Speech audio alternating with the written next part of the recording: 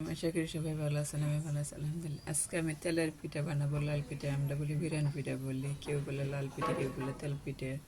তাই আমি এখানে ঘুরে নিয়েছি আর গুড়টা আমি জাল করে নিয়েছি, পানিটা গরম করে সেটা দিয়ে অন্য আরেকদিন পিঠা বানাবো। দুই ফুটলা ছিল, পিঠা বানায় খাইয়ে শেষ করে গেছি, এখন আবার ভাঙাইতে হবে। এই যে তেলের পিঠাটা বানাইতেছি, আমি একটা কাঠি দিয়ে তুলে নিব। পিঠাগুলো আমি একই প্রসেসে বানাই নিব। আমার পিঠাতে আমার পিঠে এদিক দিয়ে রসে গুড় পাওয়া যায়, কিন্তু শহর এলাকায় রসে গুড় পাওয়া যায় না। আমার চারটি গুড় ছিল, সেইটা আমি গরম পানিতে গুলাই নিচ্ছি। আমি উঠাই নিচ্ছি, কাঁচা থাকে না মাশাল্লাহ। এর ভিতরে ম্যাচ ভরে গেছে। আমাদের পিঠে পিঠে আমার শাশুড়িকে দিয়ে দিব 5টা। পিঠার ভিতর দাবা সুন্দর ভালোভাবে হয়েছে, কিন্তু কোনো কাঁচা টাচা নাই গিয়ে পিঠাগুলাই।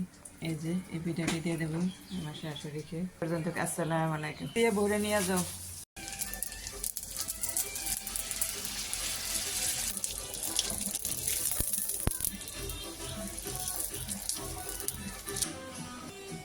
ডিম দিয়া পিঠা বানাচ্ছি, সেটা খাইতেছি, শীতল পিঠা সবাই খাইতেছি।